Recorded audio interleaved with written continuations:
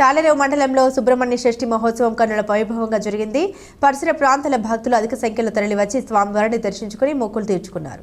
తాళరేవు భద్రకాళి సమేత శ్రీ వీరేశ్వర స్వామివారి ఆలయంలో ఉన్న వల్లి దేవసేన సాహితీ శ్రీ సుబ్రహ్మణ్యేశ్వర స్వామివారి ఆలయం, సీతారామపురం శ్రీ సుబ్రహ్మణ్య స్వామివారి ఆలయంలో షష్ఠి మహోత్సవాలు వైభవంగా జరిగాయి. ఆలయ ప్రధాన అర్చకులు కొండవీటి శివరామకృష్ణయ్య, వారి కుమారులు సుబ్రహ్మణ్యం సాయిలు భక్తులచే ప్రత్యేకత పూజలు నిర్వహించారు.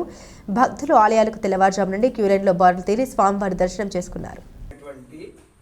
జంట పాములు ఉంటాయి, ఆడపాము మగపాము ఉంటాయి ఇక్కడ.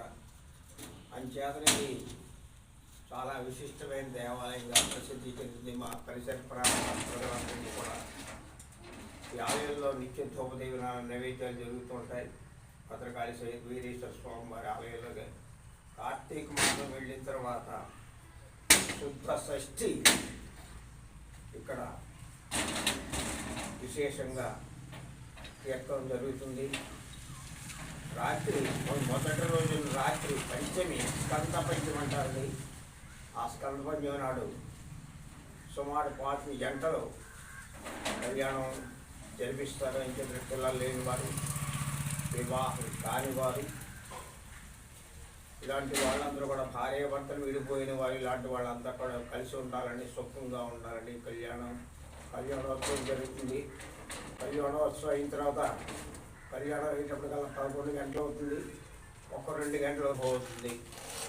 ఈ విధంగా ప్రతి సంవత్సరం కూడా దినదిన అభివృద్ధి చెందుతూ ఈ ఆలయం చాలా అత్యంత వైభవంగా ముందుకు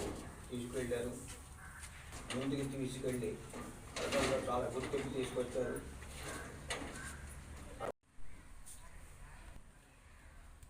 శ్రీ వల్లీదేవ సేన సహిత సుబ్రహ్మణ్యేశ్వర స్వామి దేవాలయంలో తాళరేవులో కాకినాడ జిల్లా కేశవపురం గ్రామంలో వేయించేసి ఉన్న సుబ్రహ్మణ్యేశ్వర స్వామి దేవాలయంలో ఈరోజు ఇక్కడ మాకు ఎంతో వైభవంగా అర్చకులు శ్రీ శివరామకృష్ణయ్య గారి ఆధ్వర్యంలో చాలా చక్కగా జరిగింది.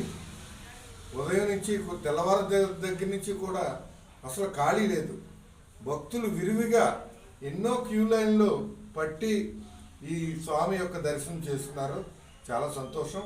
స్వామి దర్శనం కోసం బారులు తీరిన జనం ఈ కేశవ స్వామి దేవాలయంలో జరిగింది. ఈ దేవాలయంలో ఎంతో ప్రతిష్ట కలిగిన దేవాలయం. పూర్వం ఈ దేవాలయానికి చాలా శిథిలం అయిపోయింది. శిథిలం అయిపోతే వర్షం కూడా పడుతుంది. అప్పుడు మాకు చిన్నాన్నగారు అబ్బాయి ఉంగరాల సత్యప్రసాదు కుమారి గారు వారి యొక్క దాతృత్వంతో ఈ దేవాలయాన్ని బాగు చేయడం జరిగింది. సుమారు అప్పటి రోజుల్లో అంటే సుమారు 1990 ఆ ప్రాంతంలో, అంటే ఇప్పటికీ రజితోత్సవం అయిపోయింది, 30 సంవత్సరాల దగ్గరలో. అప్పట్లో ₹1,00,000 పైనే ఖర్చు పెట్టడం జరిగింది. ఈ విగ్రహానికి వెండి ఏమంటారు ఇచ్చారు.